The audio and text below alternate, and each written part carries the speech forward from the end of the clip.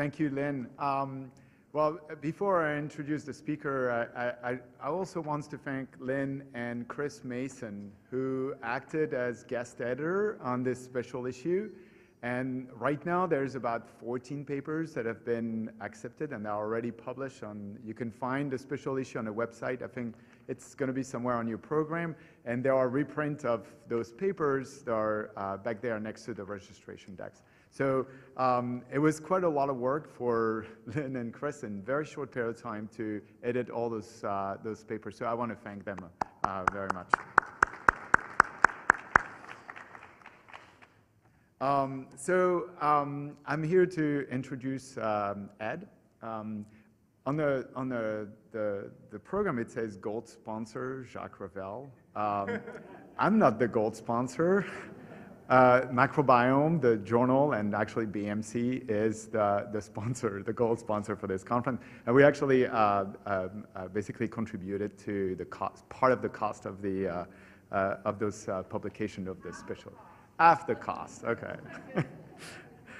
Okay, so with that, I want to introduce the speaker, Ed Yong. I'm sure Ed does not need that much introduction with this crowd, but I know there's people that might not know who he is. So Ed is a science journalist who actually reports for The Atlantic and is based in Washington, D.C., so you don't have to travel too far. He basically reports on anything that lives or has lived. So he's very oriented on biological principle and animals and anything that basically lives on this earth.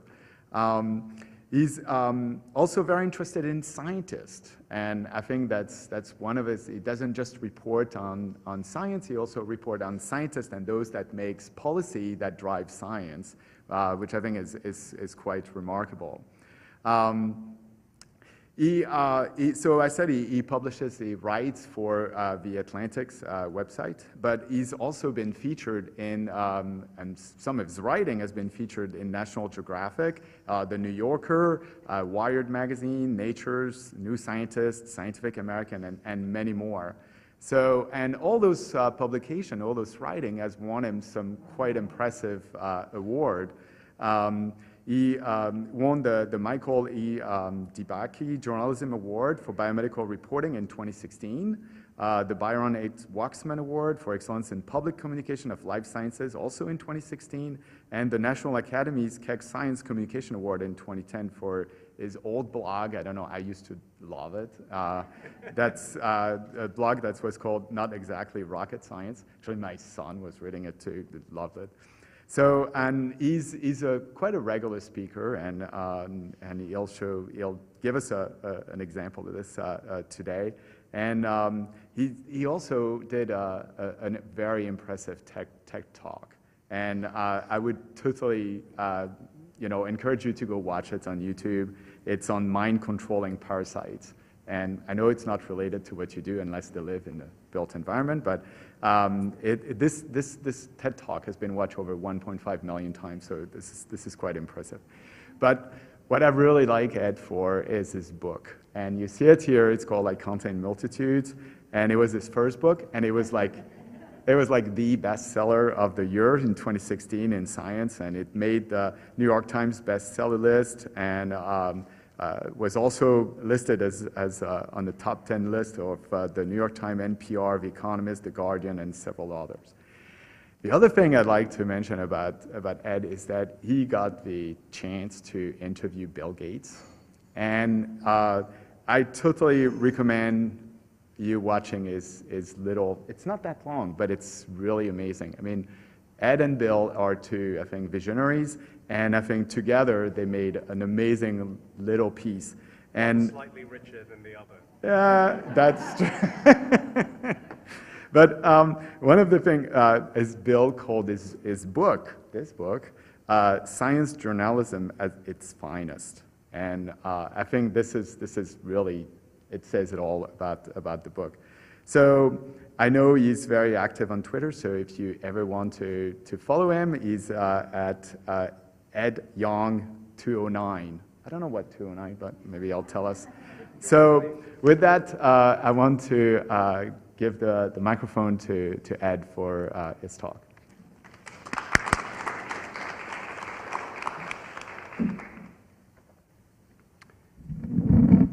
If anyone's ever watched RoboCop, the big robot with the Gatling guns for arms that can't walk downstairs is called Ed 209. Anyway, what was I even talking about? That's right, microbes. Hi, I'm Ed. I wrote that book. And given that you're all going to be hearing about the microbiome of the built environment over the next few days, what I'm not going to do is give you a potted summary of the field. You are the field, and you are about to hear about it. What I wanted to do instead is to share some thoughts about how I approach talking about science to an audience of non-specialists, as I have done in this book, as I sometimes do in these talks. And I also wanted to share some reflections about the past, present, and future of this field, so the microbiome field more broadly, and this field about the built environment more specifically. And to begin, I want to look at the past. So I want to go back in time by about 350 years to the city of Delft in the Netherlands. It is the late 17th century, and this man, Anthony van Leeuwenhoek, whose name I still can't pronounce after doing a year of these talks, is about to change the world. This man is not a scientist, he's not a scholar of any kind. He is instead a civil servant and a draper. But he does have two qualities that are really important for our story and that some of you might relate to. Firstly, he is the creator of the world's most powerful microscopes. So he makes them himself, he grinds up these impossibly perfect spherical lenses and sandwiches them between brass plates to create an object that looks like this, that is shown in this image upside down and back to front. But regardless, this innocuous-looking object that looks like some kind of weird door hinge is much better at magnifying objects than anything else around at the time. And this is where Leeuwenhoek's second trait comes in, because he is insatiably curious about the world around him. And for reasons best known only to himself, he decides to turn this microscope onto pretty much anything he can find, onto bits of animals and plants, and onto bits of water, drops of water that he collects from the canals of Delft, or from a vase that has just collected rain outside his house. And in doing so, he does essentially what is the very first microbiome of the built environment study. Because in all of those drops of water, created by human-made structures, he sees the same things, which are these things. Tiny little organisms, abundant beyond anyone's expectation, and clearly animate, clearly alive, moving around, swimming, twirling in the manner that people most associate with animals. And so everywhere he looked, he realized that life existed below the threshold of our perception. And he wrote to the Royal Society about his discoveries. Now, some of you are journal editors here and work for journals. Imagine if some random person with no scientific credentials wrote to you saying, I have seen this entire new domain of life that none of you have seen before, nor indeed have the capacity to see for yourselves. What would you say to that person? Would you react to him with skepticism? Perhaps so. But in this feat of extreme open-mindedness, the Royal Society took him seriously, and after getting his observations verified for themselves, published his letters. And Leeuwenhoek died as one of the Royal Society's most esteemed members. He also died as a fairly secretive member. He was very cagey about the secrets of constructing his microscopes. He didn't like telling people how he built them. And when he died, he bequeathed the Royal Society this black lacquer cabinet containing a couple of dozen of these special microscopes, which somehow went missing under mysterious circumstances. And to this date, no one knows what happened to them. This was a problem because, like I said, he didn't tell people how he made these things, and I feel like that contributed to the neglect of microbiology for a very long time after Leeuwenhoek, and why it took a long time after that for this field to resurge. And when asked about why he felt this way, why he was so secret, He said this: "Not one man in 1,000 is capable of such study, because it needs much time and spending much money. And over and above all, most men are not curious to know. Nay, some even make no bones about saying, 'What does it matter whether we know this or not?'" So here, 350 years ago, is the father of microbiology complaining about funding and impact. He has a really weird attitude to data sharing, and he apparently doesn't know that women exist. Fortunately, everything is better now. Well, one thing has certainly changed since Leeuwenhoek's time. We know that microbes are everywhere and that they are all important. We know that they have been around for billions of years, that they are the vast majority of the biosphere. And we know that our lives and those of every other animal are intimately shaped by the microbes that live in and on our bodies. And that extends from us, highfalutin humans, down to the simplest of animals, like this sponge. Sponges are just a couple of layers of cells sandwiching a jelly-like filling.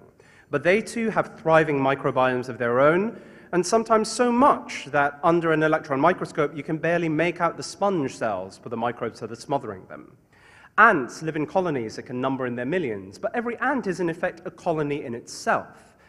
This polar bear is walking solo through Arctic wilderness with nothing but ice in all directions, and yet it is surrounded by and filled by life.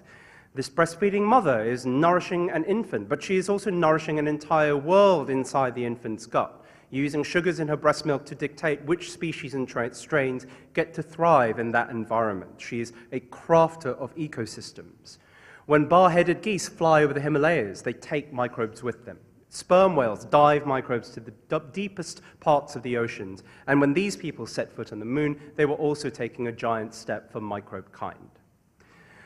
So we now know that microbes are everywhere and that they are really important. And we know that it's only the individuals and the spaces that are completely devoid of microbes that have serious problems, like this germ-free rodent living its whole life in a sterile bubble, disconnected from the rest of the natural world. It has all kinds of physiological problems, problems with its blood vessels, its bones, its gut, its immune system, and all because it lacks contact with that microbial world. Testament, I think, to how important those partnerships are for our development. So in fact, when we look at the surfaces around us, when we take things like, when we look at, say, this clicker or my beer glass or this microphone and podium, when we swab parts of that world, what we really want to see is stuff like this. Here is what happens when you press someone's iPhone onto an agar dish.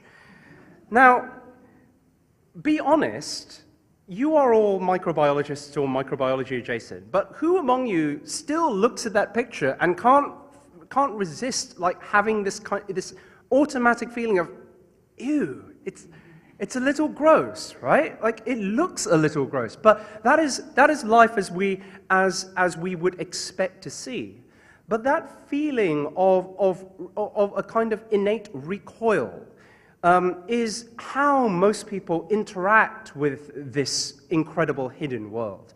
And not unreasonably so. There are historical reasons for that, because after the decades of neglect after Leeuwenhoek, people in very quick succession realized that many of the most infamous diseases to afflict humanity throughout our history were the work of bacteria. In very, very quick succession, year after year after year, things like cholera, leprosy, gonorrhea, syphilis, tuberculosis, plague, all of the above were shown to be microbial diseases. And that framing of them as villains, of them as being synonymous with disease and dirt and decay, has continued to this day, to the extent where most of the stories, probably most, that appear in the popular press about microbes take this form. That they are stories of revulsion, of finding them in the surfaces around us and being disgusted. And I do apologize for any of you with beards in the room. I don't judge you. I don't know why Metro does. Now, it is very easy to laugh at this, and you rightly should. Go ahead. Don't let me stop you. But also note that these headlines don't appear out of nothing. They appear because newspapers are very tapped in to the popular zeitgeist of their readers and what their readers feel and think when they interact with a topic, which is why we get stuff like this, scientifically nonsense though it may be. And I want to highlight this because when I think about writing in the Atlantic, or when I thought about writing my book, when I think about doing any kind of writing at all, I and every other science writer recognize that we are not writing for ourselves, and nor are we writing for any of you. We are writing for people who might have no interest in knowledge in science whatsoever. People like these people. Here are a bunch of commuters riding on the London Underground, and they have several characteristics. They are very bored and distractible. They have a lot of competition for their attention. They may have last done biology in high school, and think about what you knew about your respective areas of speciality when you were a high school student. They are intelligent. Never underestimate that. Never overestimate their knowledge, but never underestimate their intelligence either. They do have an incredible superpower, which will nullify all your attempts to get them excited about the things that you study, which is that they can stop paying attention to you. And so any feat of writing or any talk or any feat of communication is always a constant battle for people's attention. And none of us deserves attention. We need to earn it all the time. And that's hard with these people when we're talking about microbiology because this caricatured set of commuters do not give a shit about microbes. And we might ask, why don't they give a shit about microbes? Well, I hope none of you would ever deign to suggest these two answers. If you did, we would be in a lot more trouble than we are now. But maybe some of you would say this, that people don't know enough about microbes, that to counter this feeling of microbes as being relevant to disease, we need to inform them, we need to teach them, we need to educate them. This line of thinking is enshrined in a communications concept called the deficit model, which treats people as empty containers into which you pour information, and that is how you change their minds. And the deficit model, I'm here to tell you, is complete nonsense. That is not how people engage with the world around them, and it's certainly not how deep-seated beliefs and emotions and feelings get changed. So I suggest that the answer to that question of why people don't care about microbes is that people don't feel anything for microbes. They don't have an emotional connection to this space around them, to this hidden world that they might have no interaction with other than when they are sick. And when they do feel something for microbes, they feel fear and disgust.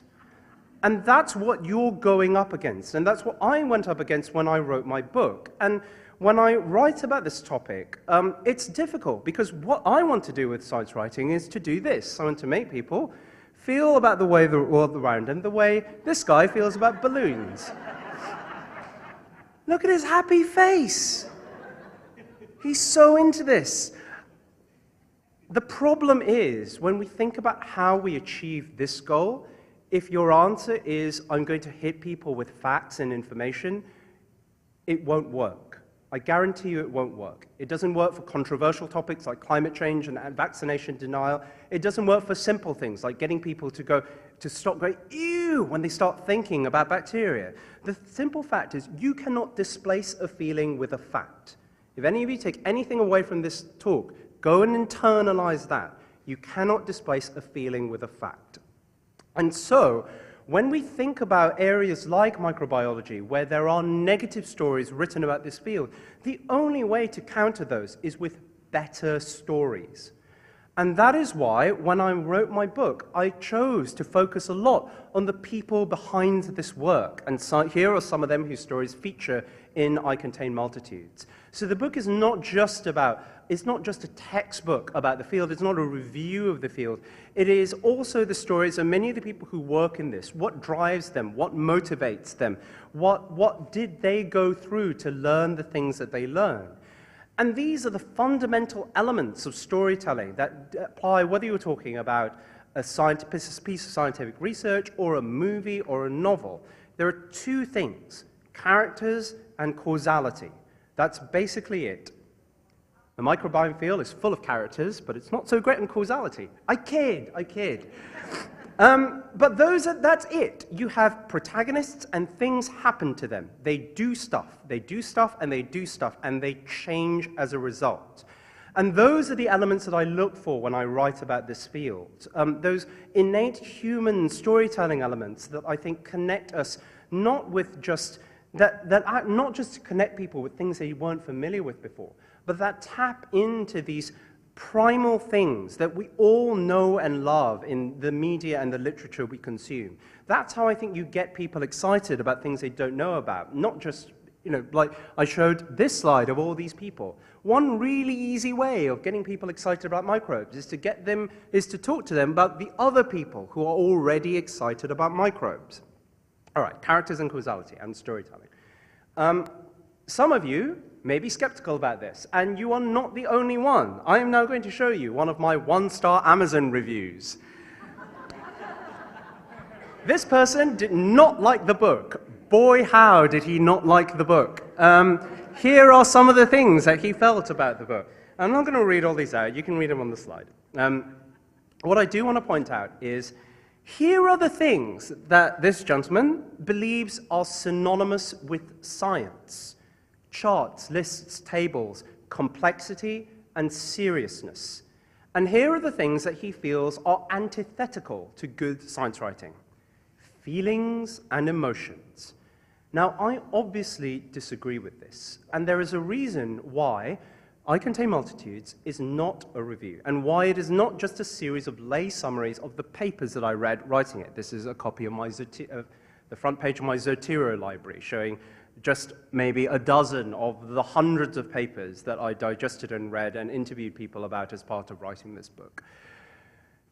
Because the scientific literature is a thin, thin slice of what science truly is. It shows methods and it shows results. It shows nothing about the motivations of the people doing the work. It captures nothing of the sense of triumph and struggle, of failures and successes that clearly dominate all lab work. It captures nothing of the passions and the interests that drive all of you who are in this space. It is cold and clinical. It is, to me, much like this recipe captures the essence of shoving this gooey, unctuous chocolate brownie into your mouth, which is to say, really badly. It is important, but we should never make the mistake of thinking of papers as being synonymous with science. They are just a part of it. And what I try and do with my work, and in my book, and in all my daily reporting, is to show some of the other sides, the sides that are missing, the stories. But stories can mislead, and they can deceive in many ways. So here is a case study that is relevant to all of you. In 2015, a paper was published about the microbiome of the New York City subway.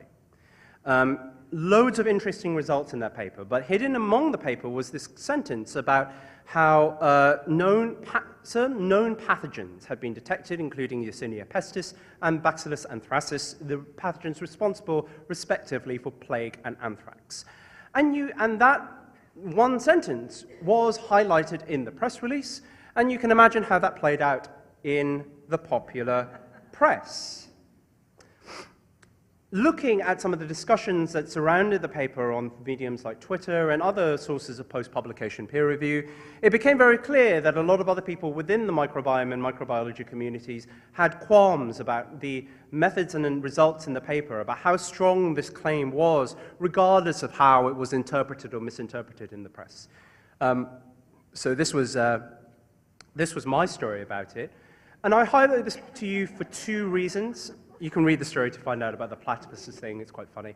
I highlight this to you for two reasons. Firstly, I do believe that science journalism is important and is a distinct subset of science communication. Clearly, it involves a communicative aspect to it, but it is also about, when necessary and appropriate, holding science to account and asking hard questions about the things that we are covering and the people whom we're covering. And secondly, this is a very clear example, I think, where exaggerations in the literature get turned into irresponsible press releasing, combining with journalists not doing their job in these examples, and all adding up to the public being scared or misled or misinformed. And those examples actually happen quite a lot. And it is our collective duty as journalists and representatives of this field to resist that, to ensure that the stories that get out to the public are rigorous and accurate ones. When it comes to the human microbiome, there is a massive laundry list, almost begging on parody, of conditions that have been linked to this. How did that get there?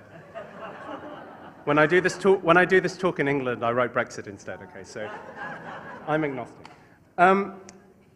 Of conditions that have been linked to changes in the human microbiome, and I don't need to tell you all that a lot of these studies are very correlative, so it is unclear whether it's changes in the microbiomes that drive the disorders or a consequence thereof, or both or neither. Who knows? But it is very common, I feel, for correlative claims in the literature to suddenly become causative ones at every step along the way. And for claims to be made about the biological significance of these links that we simply don't know about yet, where the importance of the microbiome in driving our health, I think is one of the most important questions in the field, but does sometimes get treated as if it was a given rather than something to still be investigated. And one of my favorite examples of how this investigation changes and fluctuates over time is the fact that one of the most well-studied conditions linked to the microbiome, obesity, was the subject of many classic results about a decade ago.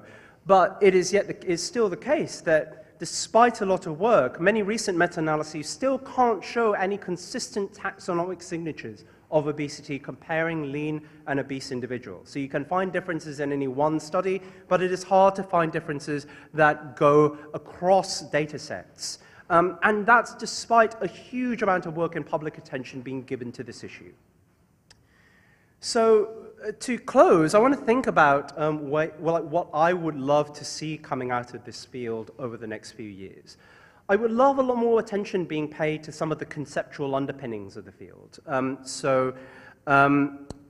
The phrase dysbiosis, I think, is a lovely, has a lot of metaphorical use in showing how disease could be the result of a community of organisms that have gone awry. But I sometimes believe that we use it in a very tautological way, that you say, okay, here are sick and healthy populations. Any differences between the two I'm going to label dysbiosis, and that's why the sick people are sick. Why are they sick? Because they have dysbiosis. We tend to get into these very circular arguments where communities that we assume to be negative ones are labeled as dysbiosis without any actual proof of that. One of the papers I really liked recently that came out in Nature Microbiology was from Rebecca Vega-Thurber's group, where she looked at lots of different data sets from study systems as diverse as coral reefs, humans with cystic fibrosis, chimps with the chimp equivalent of HIV, and found that one common thread in all these populations is that stressed communities tend to have larger beta diversity. So there's more variation across a population, and not in a deterministic way where you could point to that organism going up and that one going down, but that the whole ability of the host to control its microbiome just goes out the door. And maybe it applies to loads of things, maybe it doesn't, but I think that's the type of step backwards and looking at the field as a whole and thinking about the underpinnings of the studies we do that I would love to see more of. In similar ways, I love it when people take a more, appreciate just how complex the problems we are facing are. So when I explain fecal transplants, and I don't need to explain that to this room, I often use this slide with emojis about how fecal transplants are about taking poo from a healthy donor, moving them into a sick donor, and ta-da, you're better. Okay, haha, but also this belies the complexity of what we're doing. When it's not a simple case of addition or subtraction, it's not simple arithmetic where you're saying, you lack a thing, I'm going to give you that thing and you're better. It's not like scurvy and vitamin C. This is about shaping an entire ecosystem. Sorry, I don't know why I did that again, that was a mistake. I'm so proud of this slide, I'm going to make you watch it again and again. this is about engineering entire ecosystems, and ecosystems that we don't fully understand yet, about how the native communities influence whether the donor ones take hold, about how interactions with the host's genetics or immune systems are important too. And we sometimes, I think, forget that complexity and treat it as if it was a simple case of arithmetic. I also want more thought about, again, some of the thought processes that underlie the studies we do and the way we communicate it. This was an opinion piece I wrote for the New York Times about how the idea of there being a healthy microbiome that people should aspire to is in many ways a myth, that it is very difficult to identify any one-size-fits-all community for the healthy general population. Even for one particular disease, it is very hard to answer that question of, if you want to shift someone's microbiome, what do you want to shift them towards? And those types of questions will, I think, become even more important when we think about the built environment. You know, if you want to change the microbiome of a building or a clicker or whatever, what do you want to change it to and from? Like, do we actually understand those questions? And to my mind, at the moment, we kind of don't. So this is a picture of the Tree of Life, from a paper by Laura Hug and Jill Banfield from a couple of years ago, or maybe even last year. And you'll note that there is a large purple spray to the right. That is a group of organisms that, had this image been created about 5 years ago, would not have been here. So imagine what this image would look like now, or 10 years from now, or 100 years from now.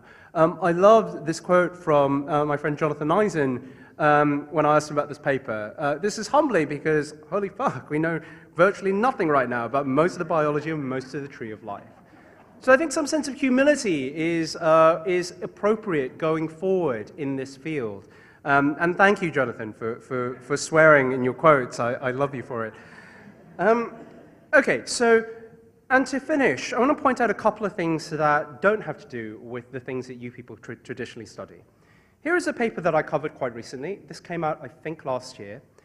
It was a group of entomologists who did a very thorough census of several homes in North Carolina and found that each of those contains about 100 species, give or take, of arthropods. And that was shocking, I think, to a lot of people. You know, you may see the odd flyer there, but the idea that our homes are so festooned with life that we didn't know about is really thought-provoking. Now, these are not microbes. These are basically charismatic megafauna to you people, right? But I think the critical thing here is that we probably know more about the arthropod life of some random patch of Panamanian rainforest than we do of our own homes.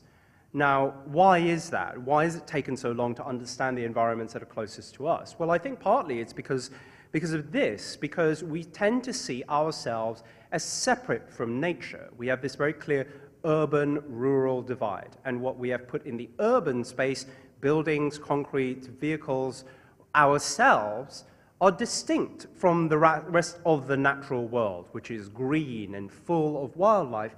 But of course, that distinction is false. It's false when we look at macroscopic life that we know about, and it's equally false when we look at microscopic life. The science of the microbiome teaches us how intimately connected we are to the rest of the living world, to spaces around us, and to each other. And so I think we need to think about that. We need to internalize that lesson very deeply, that we need to resist this idea of creating a false dichotomy between urban and rural. And for that reason, I'm very glad that things like this conference exist. Another thing that made me really happy recently, I don't know if any of you watched the documentary series Planet Earth 2, but if you did, the final episode is a masterpiece, and it's set in cities. So every episode has a different habitat to it, and the final one is set in cities. And it talks about how things like leopards and hyenas and peregrine falcons and langur monkeys have adapted to life in the human environment. That those environments are not necessarily worse for them. In many ways, they can be opportunities. And that we are missing out on a huge swathe of life on Earth and how it behaves if we fail to study those environments. Again, this is not to do with microbiology, but there are lessons here that I think are important too. That to get to grips with this field, we need to think about the philosophy that underlies the science that we do and read about. That we need to ask questions like, what do we mean by nature and our place in it? And I think I put these examples up because often I feel that these kind of macro sciences with well-worn legacies of philosophical thought, like conservation and restoration ecology, have a lot to teach this very nascent, burgeoning area that we all thrive in. And that's it. Thank you very much.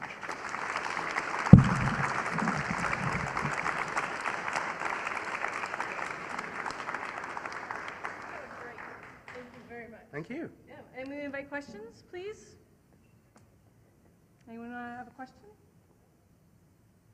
No? Yep, there you go. Okay, well, I'm going to continue. I'm going to continue reporting on this. We actually have a set of online videos that adapt some of the stories in the book and a few new ones too, that are coming out.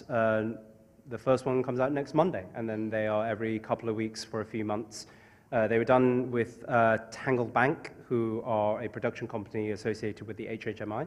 And I think they'll be good. They'll be similar in a new format.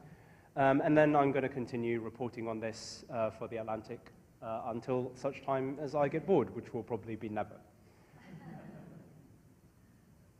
Thank you. Hi.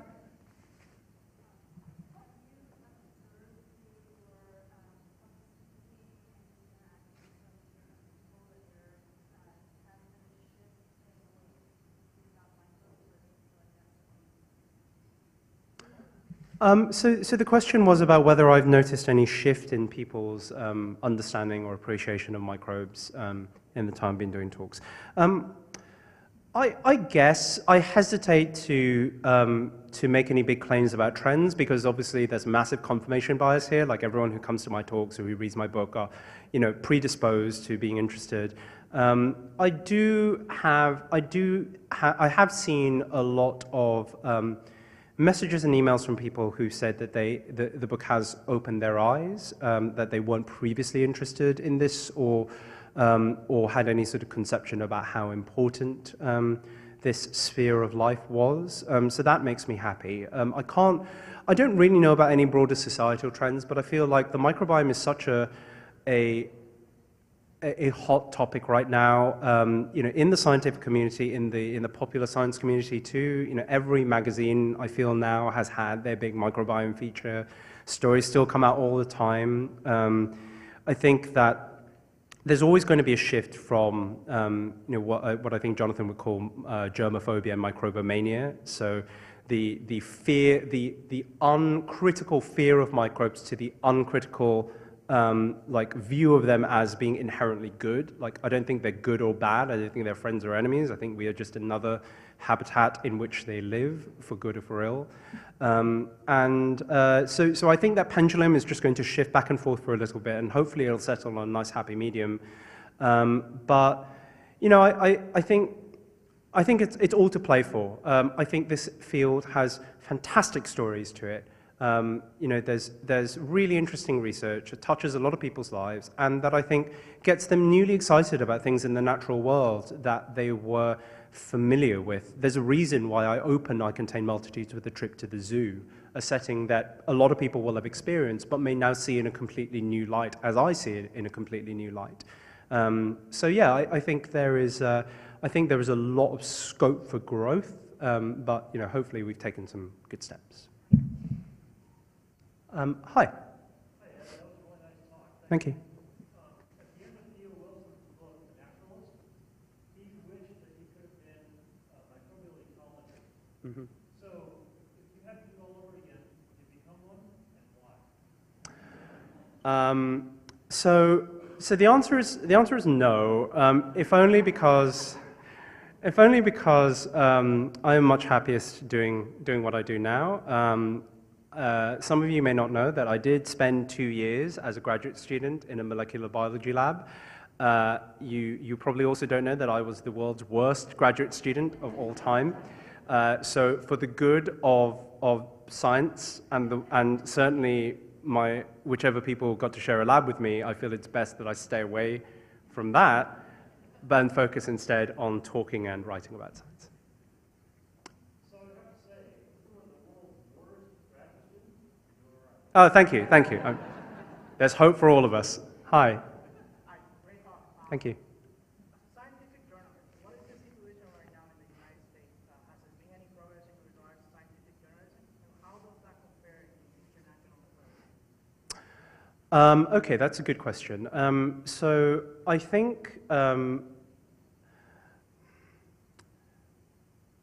again, I am very wary that I have a lot of confirmation bias here because I follow and am friends with a number of really good journalists.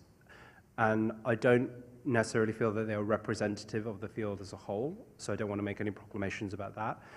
What I will say to you is that I think there is no shortage of good journalism out there. I think there is no shortage of people who take their jobs very seriously and who care about their work. I think that my journalism has been, in this field, has become a lot better over time as I've taken care to learn more about the field, to interact with the people in it, to go to conferences and to understand some of the deeper underlying themes of this research rather than just like writing up this week's new Nature paper.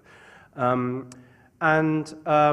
would say that I would encourage some of you to reach out to journalists who you like and respect. Send them your stories. Tell them what's interesting in a field. If you see coverage that is bad in your area, tell us why, and tell us tell us how that coverage can be improved. So I think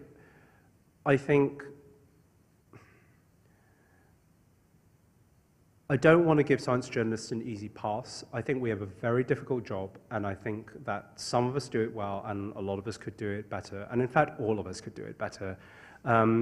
But I think that there is a strong underpinning in this country in particular that I don't actually see in some of the other places that I visited. So I'm proud to be a science journalist in the US. I think there's a lot that can be done here. Thank you. Anyone else? Hi, in the back.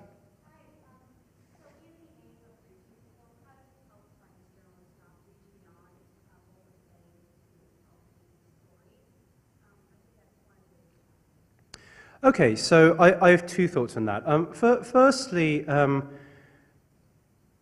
I have sometimes in interviews when I write about things that I know are a little bit beyond my expertise or they're going to be controversial. I've asked people like, so what should I not say?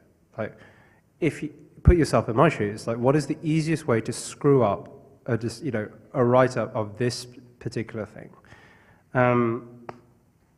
So that's one thing. The most important thing that we do by far is when we write something up, we really have to solicit independent comment. So if I'm writing up a paper, for example, I will send it to about 4 or 5 other people who are not involved in that work to say, hey, what do you think of this? It is vital to get back frank comments. And I appreciate fully that there are many reasons why you might not want to do that. Like maybe you don't want to piss off a collaborator or some big name in the field or whatever, like totally legit reasons. But I feel that if you want the quality of science journalism to improve, when journalists ask you for that, be honest with us. Like if something is rubbish, tell us that it's rubbish and tell us why in detail. It helped me do a better job for sure. But the other thing I want to say is that to an extent,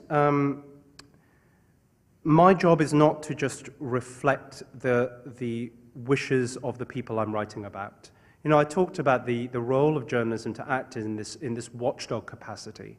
And that's why I think there always needs to be a certain distance and tension between journalists and the people we cover. It's why, for example, I don't send the pieces I write out to the people I interview before point of publication, and why that is a general ethical rule in the field. We do need some distance, but I think in as much as that function exists of acting as a watchdog, and as a helpful critic of science, then you can all help us do that job more efficiently. Anyone else? Hey.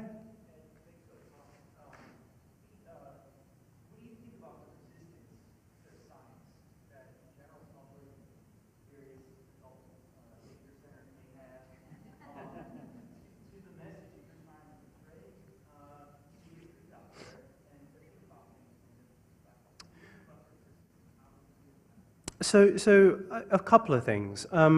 Firstly, I certainly appreciate, I've written science policy stories. I fully appreciate that some of that resistance is very real. But I think there is often a tendency for scientists and for people in science communication to build a bigger problem than exists. If you actually look at data on public trust in science, what you'll find is that it is very high and it is very stable. So scientists are one of the most trusted sectors of society, and that trust has not diminished in decades of quantitative surveys. And that comes as a surprise to a lot of people, I think, because there is this feeling of science being sort of embattled. But I ask you to make a distinction between, say, a cabinet threatening to cut science funding, and how the average people on the street feel about you and what you do, because those feelings are largely and consistently positive. And I think any discussion in this area needs to come from appreciating that empirical baseline. I also think that there is a really important distinction between being confused or having really strong values about things like climate change or vaccinations or any of the really big controversies, and just feelings about science in general. I think it's very wrong to portray people like this as being anti-science, and in general, like with very few exceptions, I feel that the phrase anti-science does us more like conceptual harm than good. A person can be highly skeptical about one thing and be totally on board with something else. And often you'll find that those differences are surprising, so they're not consistent. So it's not like everyone who doesn't buy one thing automatically doesn't buy everything.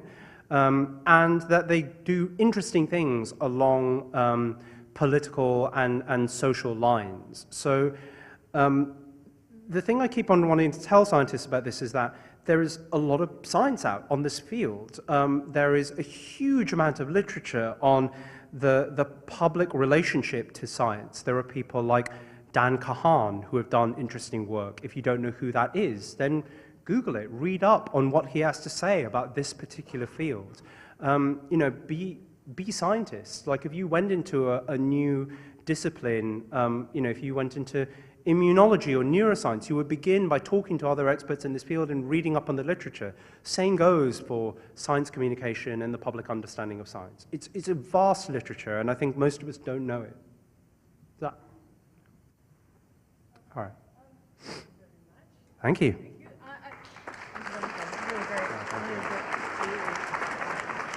Sorry, I'm short. I want to thank Ed again for coming and joining us and inspiring us and getting us thinking, absolutely whetting our appetites for the next couple of days.